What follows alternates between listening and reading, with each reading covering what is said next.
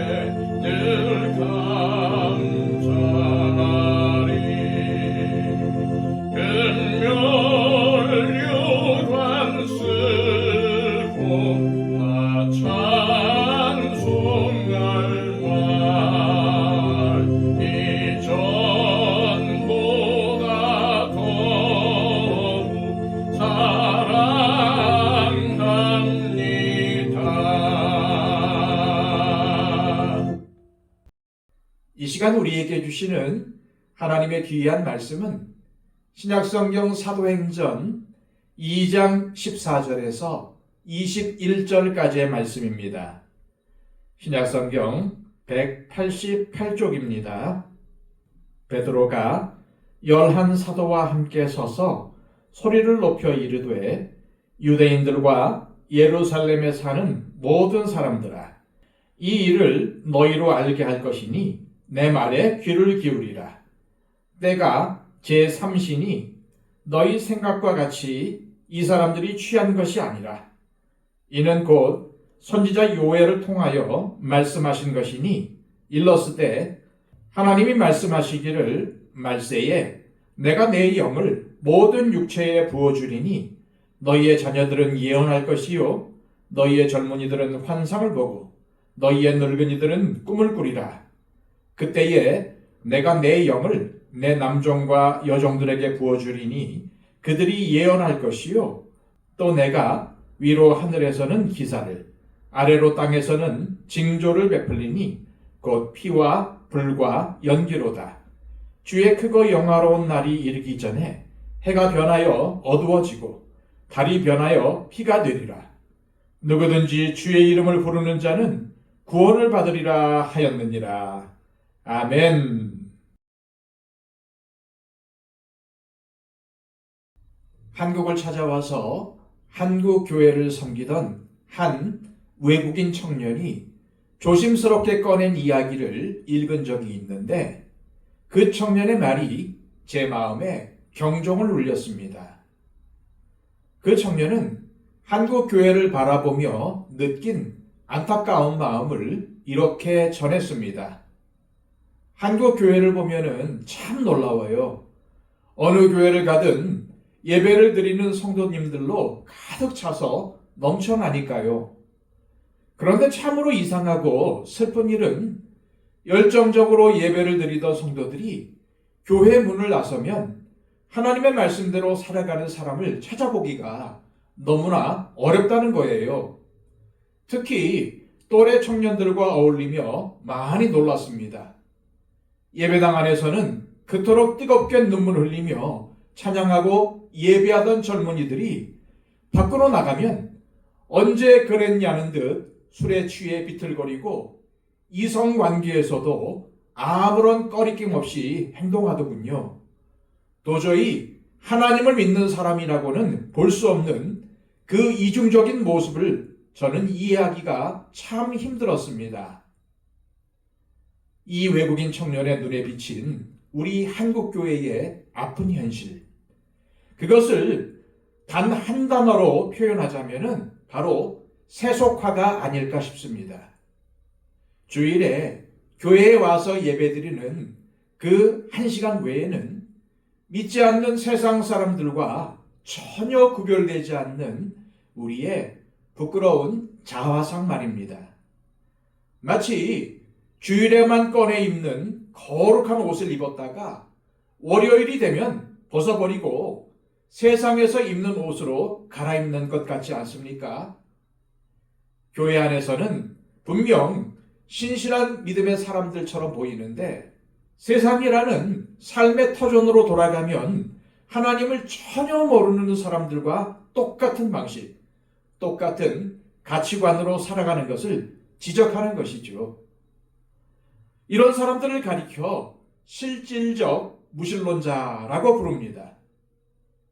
무신론자는 아예 하나님이 없다고 믿는 사람들이지만은 실질적 무신론자는 입술로는 하나님을 믿는다고 고백하면서도 실제 삶의 현장에서는 마치 하나님이 안 계신 것처럼 살아가는 교회 안의 무신론자들을 뜻하는 말입니다.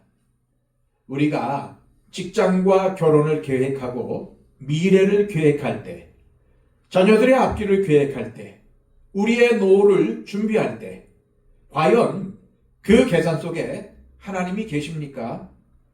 만약 하나님을 배제하고 걱정하고 계획한다면 그 순간 우리 또한 실질적 무신론자일지도 모릅니다.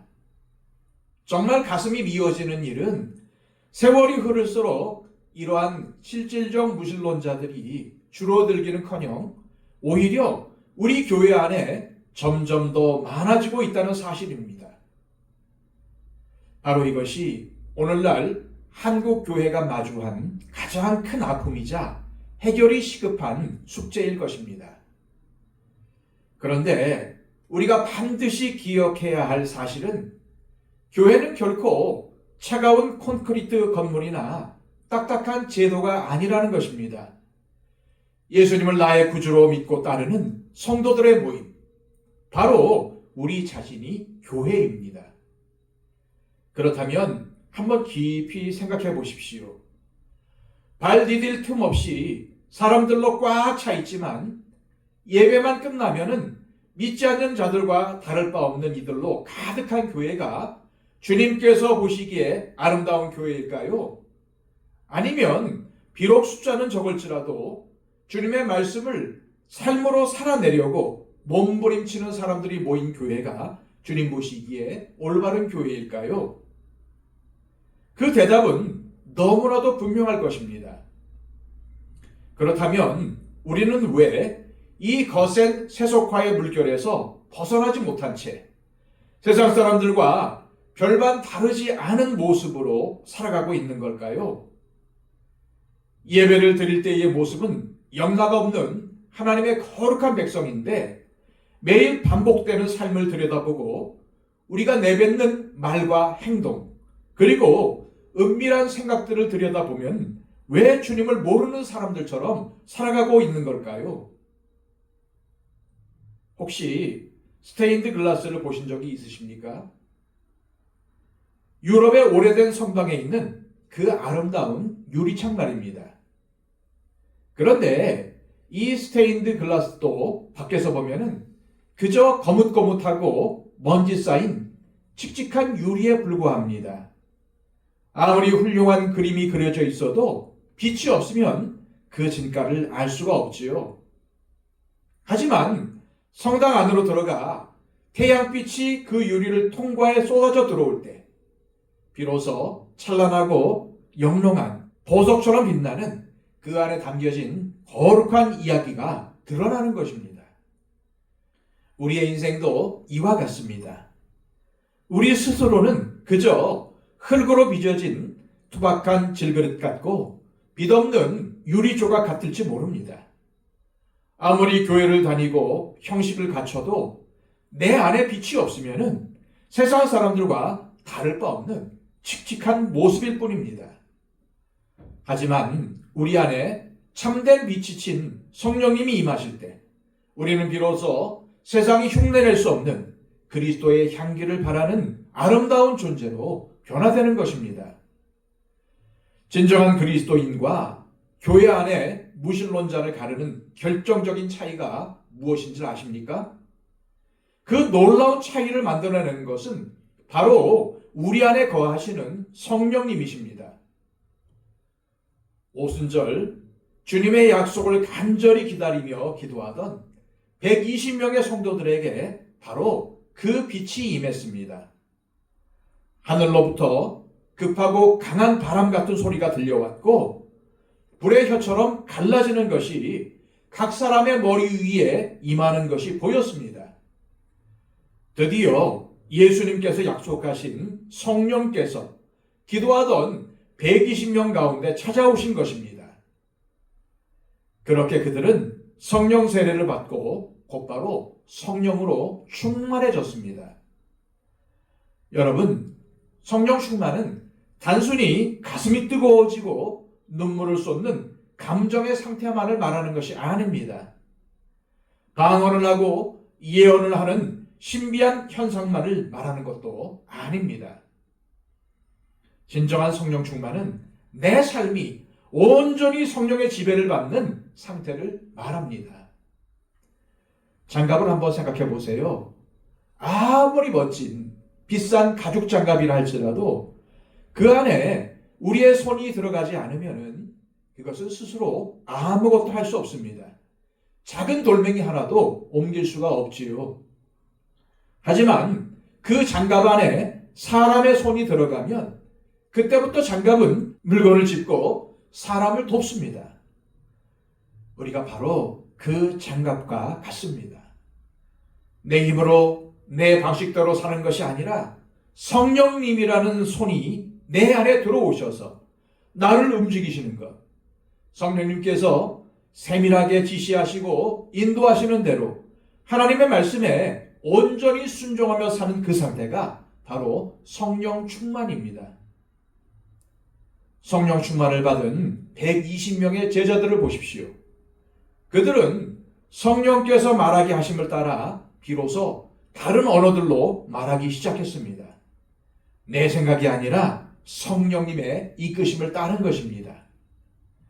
그때 마침 오순절 절기를 지키기 위해 유대와 예루살렘만이 아니라 전 세계 각처에 흩어져 사는 수많은 유대인들이 예루살렘에 모여 있었습니다. 그들은 제자들이 각기 자기네 나라의 언어로 하나님의 큰 일을 선포하는 것을 듣고 깜짝 놀랐습니다. 이렇게 사람들이 놀라서 웅성거리고 있을 때 베드로가 11사도와 함께 당당히 서서 하나님의 말씀을 선포하기 시작합니다. 이 베드로의 설교는 인간의 말이 아니라 성령님의 감동을 받아 터져나온 하나님의 말씀이었습니다. 그때가 유대인의 시간으로 제3시였는데 우리의 시간으로는 오전 9시였습니다. 유대인의 시간에 6을 더하면 현재 우리의 시간이 되는 것입니다. 베드로를 포함한 120명의 제자들은 오순절 날 밤새 간절히 기도하다가 성령님의 충만함을 입고 아침 9시에 거리로 뛰어나와 하나님의 큰 일을 외친 것입니다. 베드로는 가장 먼저 사람들의 오해를 풀어줍니다. 자신들의 이러한 뜨거운 모습은 술에 취한 것이 아니라 요엘 선지자를 통해서 주신 하나님의 예언이 성취된 것이라고 말입니다. 우리가 예수님을 믿게 된 것을 한번 떠올려 보십시오. 나를 전도해준 누군가 때문에 믿은 것 같지만 사실은 하나님께서 우리를 먼저 사랑하시고 선택하셨기에 믿게 된 것입니다. 하나님의 선택 없이는 그 누구도 구원에 이를 수가 없습니다. 그런데 이 구원의 신비는 참으로 오묘합니다. 분명 하나님께서 선택하셨지만 동시에 우리가 믿어야 진짜 내 믿음이 됩니다. 이것은 마치 문과 같습니다. 하나님께서는 은혜라는 문을 만들어 우리 앞에 두셨습니다. 하지만 그 문의 손잡이를 돌리고 들어가는 것은 우리의 믿음의 반응입니다. 하나님께서 손을 내미실 때 우리가 그 손을 맞잡는 믿음의 반응을 보일 때 하나님의 역사가 일어나는 것입니다. 혼자 애쓴다고 되는 것이 아니라는 말입니다. 그러니 기억하십시오. 하나님께서 나를 불러주신 은혜와 내가 그 부르심에 응답한 믿음이 만나서 우리가 하나님의 자녀가 된 것입니다. 베드로는 지금 일어난 이 성령의 역사가 무려 800여 년 전 요엘 선지자가 예언했던 바로 그 약속의 성취라고 선포합니다. 오늘 본문의 17절부터 21절까지가 바로 그 요엘서의 말씀입니다. 그렇다면 요엘서는 성령의 역사를 어떻게 표현했을까요? 먼저 성령은 말세에 오신다는 것입니다. 요엘서에는 이것을 그 후에라고 했는데 베드로는 요엘서를 인용하면서 그 후에를 말세라고 해석한 것입니다. 이 말세란 예수 그리스도께서 십자가 구원 사역을 완성하신 후부터 다시 오실 때까지의 기간을 의미합니다. 그러니 베드로가 활동하던 초대교회 시대도 말세였고 우리가 사는 지금도 여전히 말세입니다. 예수님의 이 땅에서의 모든 사역이 끝난 후 하나님께서는 내가 내 영을 너희에게 부어주겠다라고 약속하셨습니다. 그러므로 성령님께서 오신 것은 우연한 일이 아니라 수백 년 전 하나님께서 약속하신 약속이 신실하게 이루어진 감격스러운 사건입니다. 성령님은 오순절에 성령의 임재를 기대하고 기도하던 성도들에게 바람처럼 불처럼 임하셔서 충만하게 역사하시기 시작하셨습니다. 두 번째로 성령님은 모든 사람들에게 임하신다는 겁니다. 오늘 본문에는 하나님께서 모든 육체에 성령을 부어주시겠다고 하셨습니다. 여기서 모든 육체는 모든 사람을 의미합니다. 특정한 사람에게 임하는 것이 아니라 모든 사람에게 성령이 임하신다는 말입니다. 구약시대에는 제사장이나 선지자 같은 특별한 소수에게만 성령이 임했지만 이제는 다릅니다. 아이나 어른, 건강한 자나 병든 자, 성공한 자나 실패한 자, 많이 배운 자나 그렇지 못한 자, 심지어 죄를 지은 자라 할지라도 회개하고 주님의 품으로 돌아오는 모든 사람들에게 차별 없이 성령이 부어지는 것입니다. 그렇다면 성령이 우리 모두에게 임할 때 우리 삶에는 어떠한 아름다운 변화들이 일어나게 될까요? 첫째, 오늘 본문 17절엔 너희의 자녀들은 예언할 것이요 라고 전하고 있습니다. 구약시대 때는 주로 선지자들이 예언했습니다. 예레미야, 이사야, 에스겔, 아모스, 다니엘, 호세아, 요엘 같은 분들이죠. 많은 분들이 예언을 미래에 어떤 일이 일어날지 점치는 것이라고 생각을 합니다. 그런데 선지자들이 기록한 책들을 읽어보십시오. 대부분 현재에 대한 일입니다. 지금 너희를 향하신 하나님의 뜻은 이것이다. 그러니 빨리 회개하고 마음을 돌이켜라 라는 내용입니다.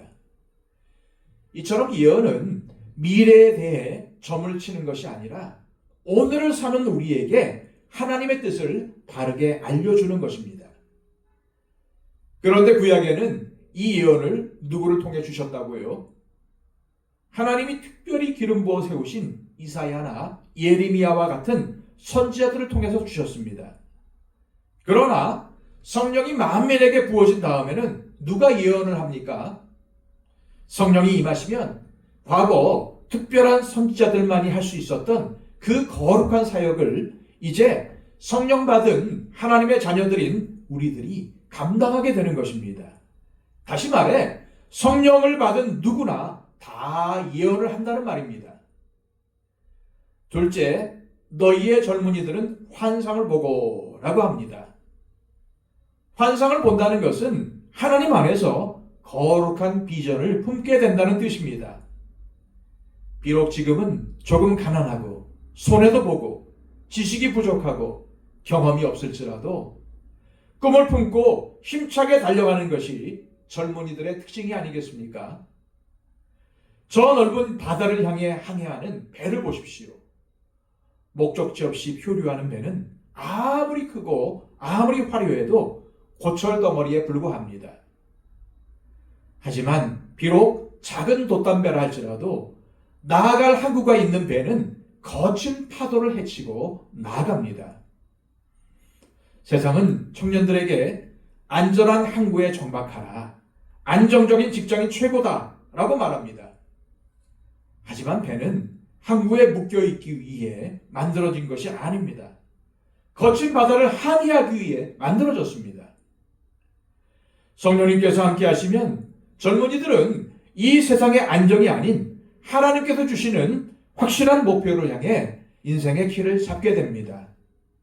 그런데 목표가 무엇이겠습니까? 좋은 학교 나오고 좋은 직장 잡고 돈 많이 벌고 좋은 사람 만나 시집 장가가고 안정된 생활을 하고 편안한 노후를 보내고 이런 게 아닙니다. 물론 그런 게 나쁘다는 말이 아닙니다. 그런 것들은 우리의 삶의 최종 목표가 아니라 과정이고 도구일 뿐입니다. 그런데 그러한 도구와 과정이 되어야 할 것들이 삶의 목표가 되어버리니까 그것을 이루고 나면은 타락하는 것입니다. 이루지 못하면 실망하고 좌절하고 낙심하고 이루면 타락합니다. 왜냐하면 그것은 진정한 목표가 아니기 때문입니다. 요즘 한국 젊은이들의 최고의 목표가 무엇인지 아십니까? 정년 때까지 안정적으로 일할 수 있는 직장에 취업하는 것입니다. 이런 게 청년들의 꿈이라고 하니 너무나도 안타까운 일이 아닐 수가 없습니다. 그런 건 비전이 아닙니다. 청년들은 하나님의 비전을 가져야 합니다. 내 인생과 젊음을 투자해서 영원한 가치를 가진 일에 헌신하라는 것입니다. 진리를 위해서, 하나님 나라를 위해서, 도전하고 모험하는 겁니다. 하다가 넘어지고 깨지고 상처받고 그럴 수 있지만 다시 일어나 또 도전하고 또 모험하는 것이 성령 받은 젊은이들의 모습입니다. 자기 마음대로 살고 자기가 원하는 방식대로 살면 잘 될 것 같은데 자기 것만 챙기고 남들을 이용하며 자기가 올라가면은 인생이 잘 될 것 같은데 인생이 오히려 망가집니다. 그렇게 해서 성공한 사람들의 삶을 자세히 살펴보십시오. 그들은 절대 행복하지 않습니다. 오히려 굉장히 불행합니다. 그렇게 하는 과정 속에서 주변 사람들이 다 떨어져 나갑니다. 그래서 너무나도 외롭고 너무나도 고독한 것입니다. 왜 많은 사람들이 소위 성공이라는 것을 했음에도 자살을 합니까? 그것이 진정한 성공이 아니었다는 방증이 아닙니까? 그런데 하나님의 비전을 꿈꾸며 나아가는 사람은 인생이 살아납니다. 생기가 넘칩니다. 비록 현실은 힘들고 괴롭고 가난하더라도 하나님의 비전을 품고 나아가는 사람은 살아납니다. 생기가 넘치게 됩니다. 셋째, 만민에게 성령이 임하면 너희의 늙은이들은 꿈을 꾸리라 라고 합니다. 물론 성령이 임하시면은 방언도 하고 예언도 하고 기적과 역사들이 나타나고 무엇보다 복음이 전파되는 선교의 역사가 일어납니다.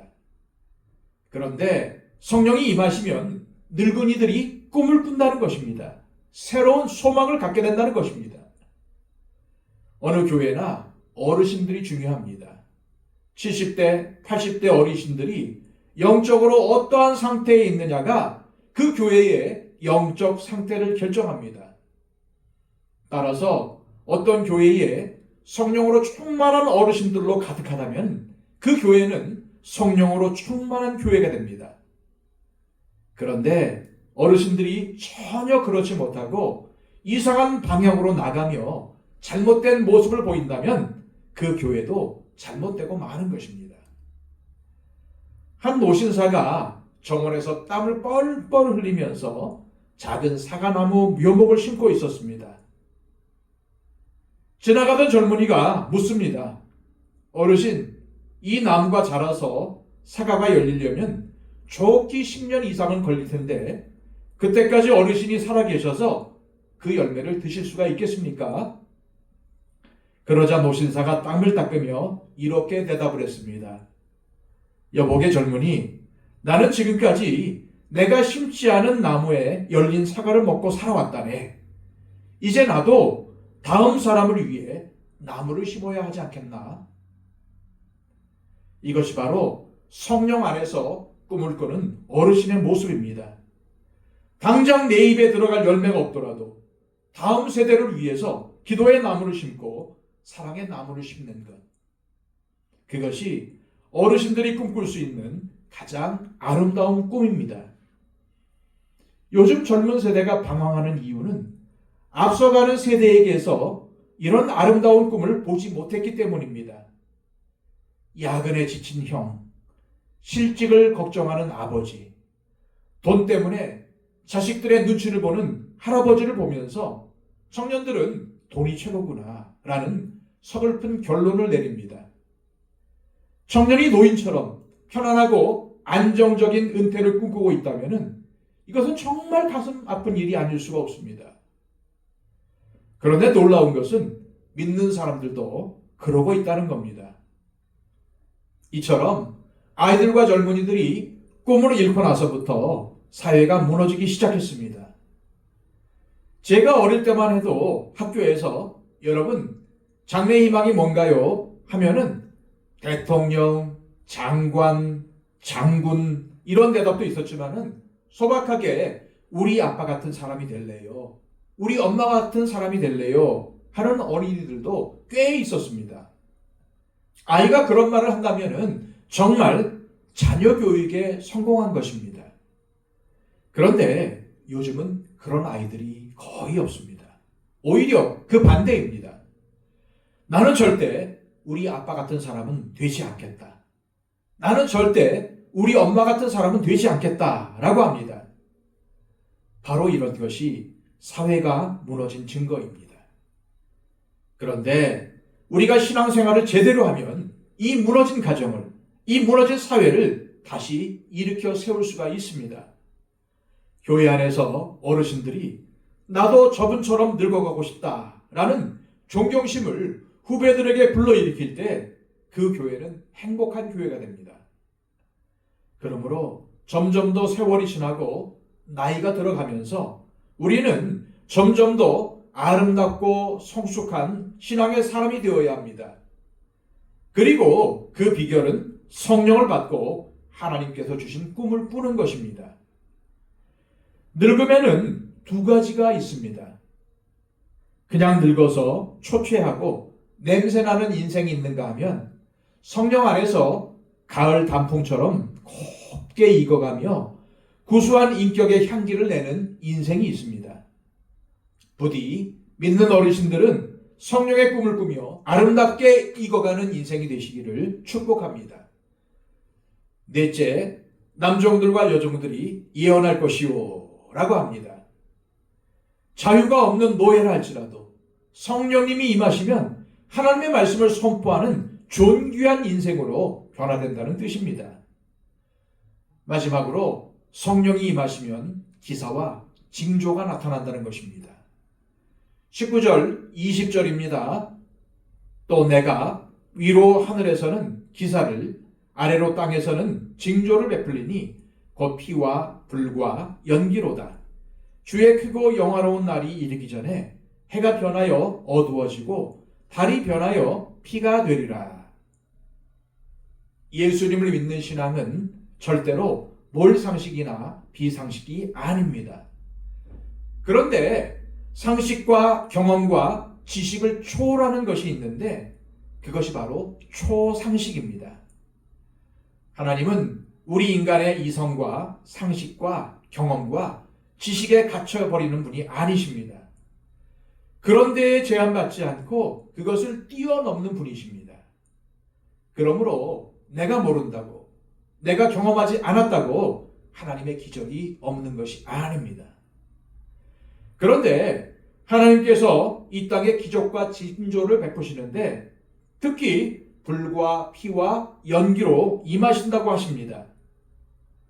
실제로 애굽에 내린 재앙에 피가 있었고 이스라엘 백성들이 하나님께 제사를 드릴 때 늘 피를 뿌렸습니다. 또한 하나님이 임하실 때는 불로 임하셨습니다. 그리고 하나님께서 임하신 곳에는 연기가 가득했습니다. 그런데 이런 변화와 역사들이 더 많이 일어나게 된다는 것입니다. 피와 불과 연기, 이러한 두려운 징조들이 있을지라도 우리는 결코 무서워할 필요가 없습니다. 우리의 신앙은 이성을 무시하는 비상식이 아니라 내 작은 경험과 지식을 뛰어넘는 초상식의 세계이기 때문입니다. 하나님께서는 저와 여러분들에게 너무나도 확실한 약속을 주셨습니다. 누구든지 주의 이름을 부르는 자는 구원을 받으리라. 누구든지입니다. 여기에는 어떤 까다로운 조건도 자격도 없습니다. 그저 겸손히 예수 그리스도의 이름을 부르고 그분을 나의 주님으로 인정하며 영접하는 사람, 그 사람에게 하나님은 영원한 구원의 문을 활짝 열어주십니다. 이 놀라운 주님의 초청 앞에 기쁨으로 응답하여 매 순간 성령의 충만하심을 경험하는 저와 여러분들이 되시기를 간절히 소망합니다. 오늘 주신 말씀을 생각하시면서 찬송가 459장 부르겠습니다.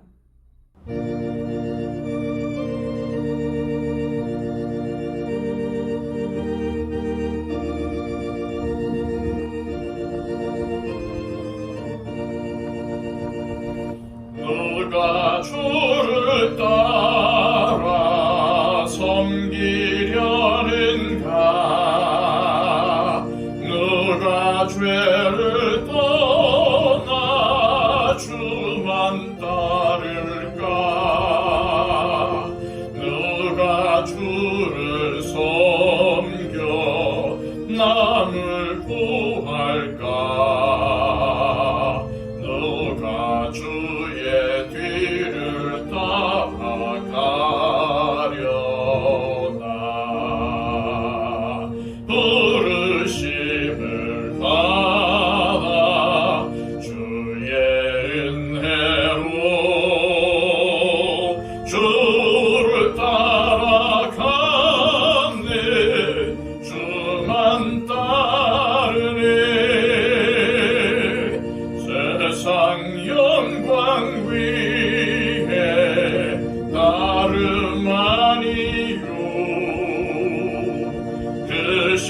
사랑 인해 주만 따르고 주가 내려주신 은혜 힘입어 주의 뒤를 따라 힘써 일하네 부르심을 받아 주의 은혜로 주를 따라가네 주만 따르네 환난 핍박 많고 원수 강하나 주의 용사도 힘이 강하니 누가 능히 이겨 넘어뜨리랴 변함없는 진리 승리하리라 깊은 찬송하며 주의 은혜로 주를 따라가네 주만 따르네.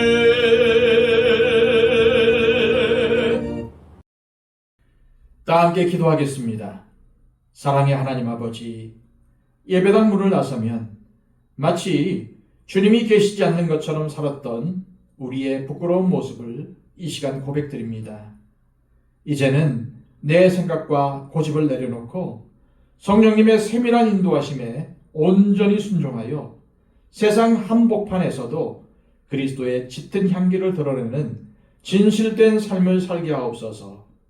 우리의 자녀와 청년들에게는 거룩한 비전을, 우리의 어르신들에게는 하늘의 소망을 가득 부어주사 우리의 삶의 모든 순간이 주님의 이름을 부르는 구원의 노래가 되게 하옵소서.